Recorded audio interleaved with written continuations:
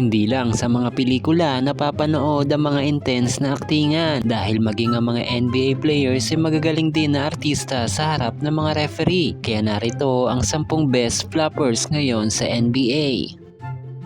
Nasa ika-10 pwesto si Austin Reeves. Mukhang nakukuha niya na ang mga galawan ng kanyang teammate na si LeBron James.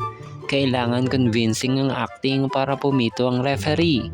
Magaling din itong magpasabit at mag-foul baiting pero hindi rin maitatanggi na mautak din maglaro itong si Austin Reeves. Nasa pang-siyam na pwesto ang villain ng NBA na si Dillon Brooks.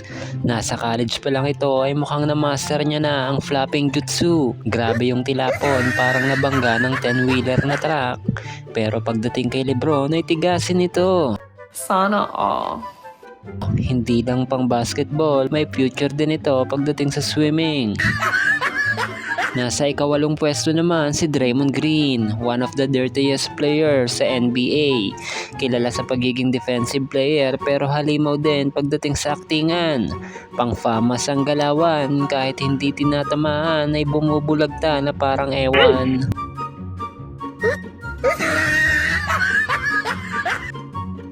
Nasa ika-7 pwesto ang Knicks guard na si Jalen Brunson, one of the best flopping guard ngayon sa NBA. Napakahirap depensahan, kahit maliit ay napakahusay magpasabit. Kung aktingan ang labanan, ito ay ang pambato ng kupunan kahit maagawan ng bola basta makapagdrama. Automatic pito kay ref basta dumapa sa sahig. Signature moves na pasabit ay talagang napaka-efficient.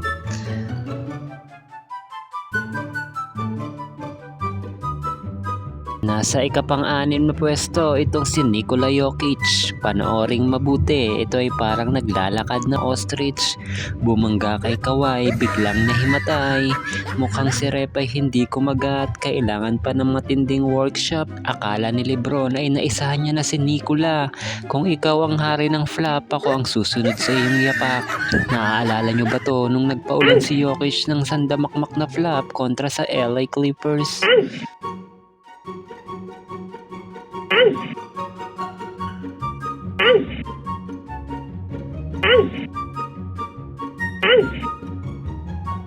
Nasa ika-5 spot si Luka Doncic. Kaya pala ito kinuha ng Lakers ay para pumalit kay The King. Katulad kay LeBron ay grabe din umakting. Mautak sa pwestuhan, magaling kumuha ng foul. Hindi maipagkakaila na isa sa mga best floppers ngayon sa liga. Madalas mareklamo sa mga referee.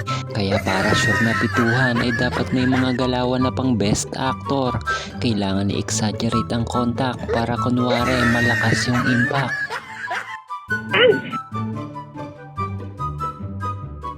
Nasa ika-4 na pwesto si Joel Embiid, ang 7-footer na kahit sa free throw ay nagfa-flop. Konting sagi mo lang sa kanya ay parang posting na bubuwal. Talagang maaasar ka kapag ito ang katapat mo. Hindi pwede ng pisikalan dahil tsak aaktingan ka nito. At talagang na-master na ni Embiid ang pagpa-flop sa NBA. Ang big man na iyakin at sobrang OA. Asar talo ka talaga sa mamang ito sa sobrang galing umakting. Kaya pati referee madalas naluloko. Best actor, pwede nang bigyan ng award bilang isang best flopper ngayon sa NBA. Nasa ika-3 pwesto si James Harden, ang original boy pasabit ng NBA. Prime niya sa Houston ay kasagsagan rin ng kanyang flopping career.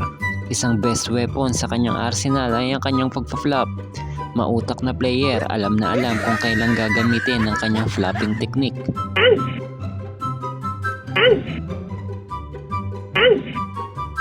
Pangalawa sa ating listahan ang MVP ngayong season na si SGA. Maraming nagagalit dito dahil sa boring at foul baiting style nito sa paglalaro. Maraming nagsasabing ito daw ang papalit kay LeBron sa pagiging king of flop. Madalas raw sa bawat laro ng OKC ay bias daw kay SGA ang mga referee. Dahil konting contact nga lang daw ay foul agad. Tinaguri ang free throw merchant ng NBA dahil sa husay nito ang magpasabit.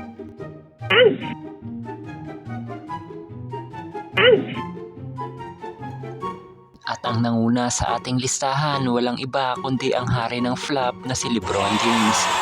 Minsan ay matatawa ka na lang talaga dito kay Lebron. Siya lang yung nagfa-flop at natutumba kahit walang kontak. Minsan napapaisip ka na lang kung bakit ito ginagawa ni LBJ. Tinaguri ang GOAT ng karamihan, may matibay at malakas na katawan, pero sadyang may mga banggaan na kailangan aktingan. Hindi kailangan ng writer at direktor ni Lebron dahil siya mismo ang gagawa ng eksena, kaya madalas pulutan sa mga kantsawan ng mga haters niya ang kanyang pagpa-flop. Dahil sa kanyang pagpa-flop ay nakagawa na ng iba't ibang pangalan ni Lebron sa internet. Lee Flop, Crybaby, King of Flop at marami pang iba.